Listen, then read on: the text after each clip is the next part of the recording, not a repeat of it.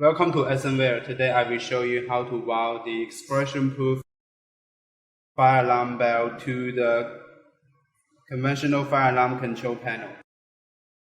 Before wiring, we should remove the resistor from the bell 2 port, and we will turn off the button here and here.